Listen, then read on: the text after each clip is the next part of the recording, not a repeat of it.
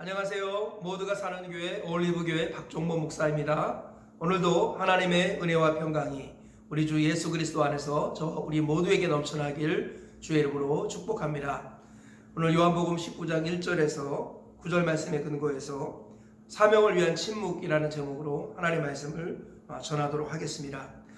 예수님께서 가룟유다의 배신을 통해 붙잡히셨습니다.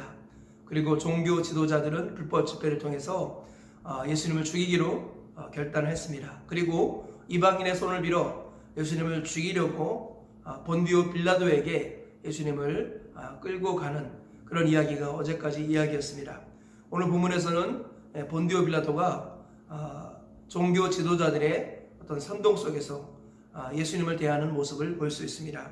1절에서 5절 말씀을 보면 빌라도가 예수님에 대해서 아무 죄를 찾지 못합니다. 그렇지만 무리에게 적당한 만족을 주려고 예수님을 때리게 하고 모독하게 하는, 가시면류관을 씌우게 하는 이런 일들이 있습니다.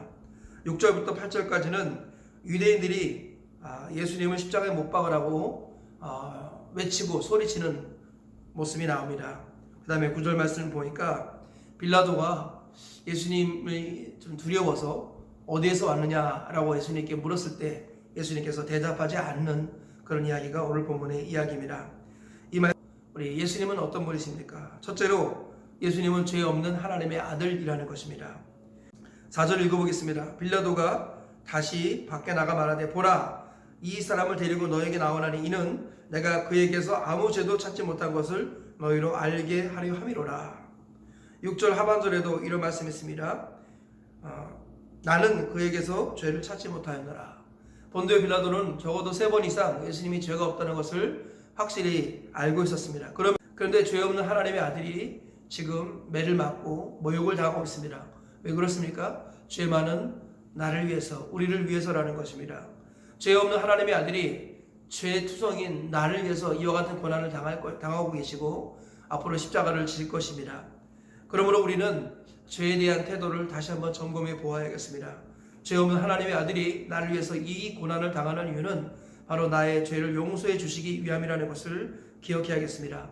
그러므로 정말로 우리가 하나님을 섬기는 사람이라면, 우리 주 예수님을 주인으로 모시는 사람이라면 우리는 죄에 대한 올바른 태도를 갖고 있어야겠습니다. 첫 번째로 회개와 믿음으로 살아야겠습니다.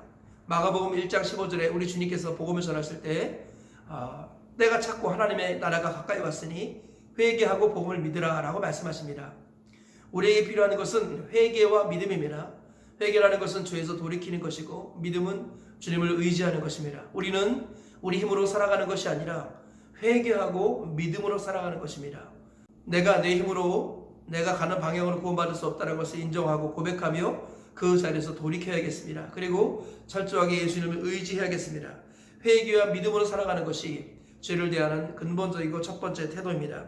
두 번째로 죄를 대하는 올바른 태도는 무엇이냐? 죄와 싸우는 것입니다. 히브리서 12장 4절 말씀에 보니까 히브리서 12장 4절 말씀을 보니까 너희가 피 흘리기까지는 싸우지 아니하였고, 이런 말이 있습니다. 죄와 싸울 때는 피 흘리기까지 싸워야 합니다. 죄를 절대로 쉽게 여겨서는 안 되겠습니다. 우리 몸과 마음에 일어나는 이 죄의 욕심들과 날마다 싸워야 합니다. 사도 바울처럼 그러므로 내가 남에게 전파해 버림을 당할까 두려워하여 내가 날마다 나를 쳐서 복종시키노라. 사도 바울은 그렇게 고백을 하고 있습니다. 피 흘리기까지 죄와 싸워야 합니다. 그죠? 자기 몸을 쳐서 복종시키는 선한 수고를 날마다 해야 된다는 것입니다. 그리고 우리가 죄에 대한 어떤 태도를 가져야겠습니까? 선을 행해야 된다는 것입니다. 갈라디아서 6장 9절 말씀 보니까 우리가 선을 행하니 낙심하지 말지니 포기하지 아니하면 때가 이름에 거두리라. 주님이 말씀하고 계십니다. 우리는 죄를 대하는 올바른 태도가 무엇이냐? 소극적으로는 죄와 싸워야 합니다. 근본적으로는 회개와 믿음으로 살아야 합니다. 적극적으로는 선을 행해야 한다는 것입니다. 선을 행한다는 개념은 복음을 전하는 것이고 또 위하여 기도하는 것입니다. 그리고 주님을 섬기는 것들이죠. 그래서 우리는 죄 없는 하나님의 아들 예수님께서 우리 죄 때문에 이와 같은 고난을 당하셨으므로 우리도 죄에 대한 올바른 태도를 항상 갖고 있어야겠습니다. 첫 번째로는 회개와 믿음으로 살아야 합니다.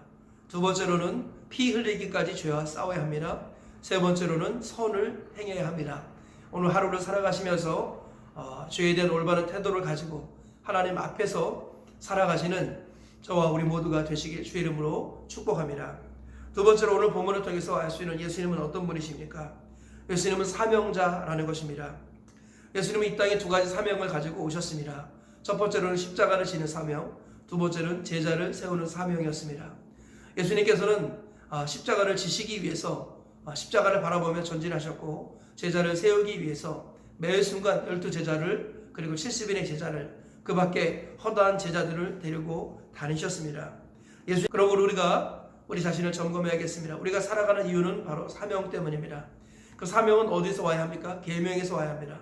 그리고 계명의 근거에서 사명대로 살아갈 때 우리는 생명을 살리는 자가 되고 생명을 드릴 수 있는 자가 됩니다. 위대한 순교자의 발에 오를 수 있는 것입니다.